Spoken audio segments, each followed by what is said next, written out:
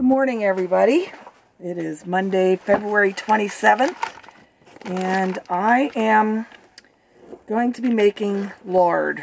Right now, I am just cutting up chunks of fat from our large black hog pigs that we had butchered last fall.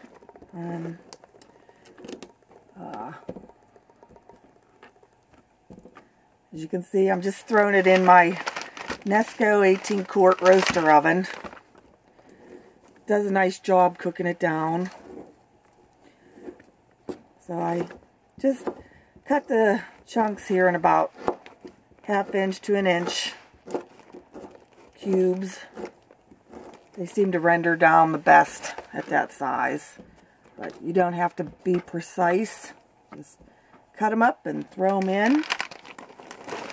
I have a good bit of fat to cut up. I probably have about 45 pounds. I don't know what this roasting pan holds, but I'm going to get in what I can and just add to it throughout the day. It'll take most of the day to cook off, and once it's done, I will be putting it in jars and containers and putting it in the freezer, and I will be selling some at the farmers markets. So I had the fat packaged up to sell, and I think most people would rather just buy the lard already made.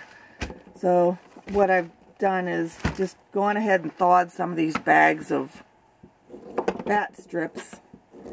The butcher was kind enough to cut them up into strips for me, because I can tell you, if you've ever rendered fat, cutting it kills your hands. So I've already have them cut into strips, which is very time consuming and much easier. So right now I think I have already cut up 15 pounds of the fat strips here, and I don't want to touch it with my right hand because it allows me to keep it on the knife. My hand is not greasy, and I can reach over and turn the camera off when need be. But so I maybe this is 5, 10, 15, yeah, 20 pounds of fat I guess will fit in this 18-quart Nesco cooker. And then I'll probably set it at about 300 to 325 and let it go. I will check it periodically to make sure that it's not burning or sticking. I do put a little water in here.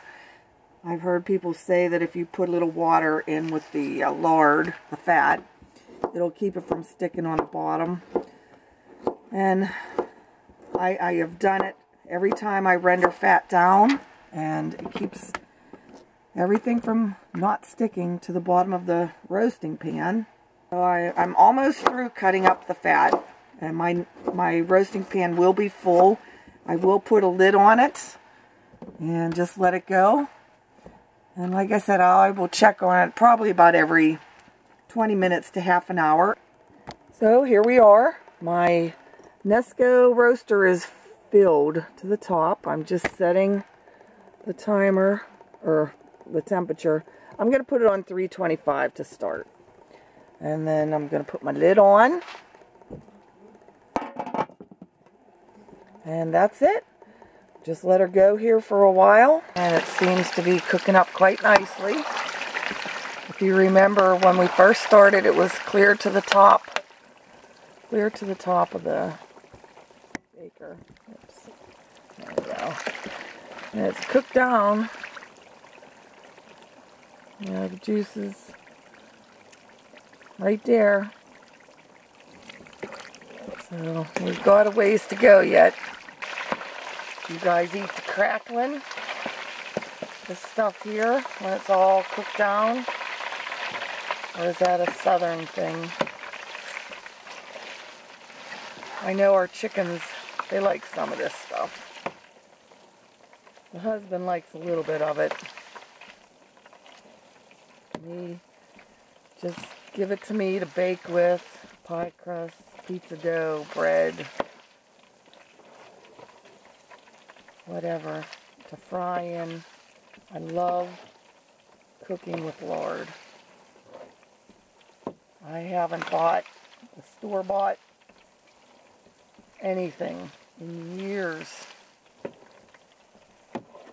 I'm going to pull some of this fat that's cooked out. Alright, so I have all the fat pieces out of my pan. I still have the lard in there. There's all the cracklings. And then I'll show you my little setup here. I have a cone filter with a paper cone, see, inside. And then I'm going to strain the lard into my pot. So you got to have nice, clean, clear lard. Alright, I'll just show you real quick. I have everything strained. And the last of it is going down through the cone. And you can see what's left. It's not very much, but there's enough. So that'll just get pulled out, and you can see I have a full pot of lard.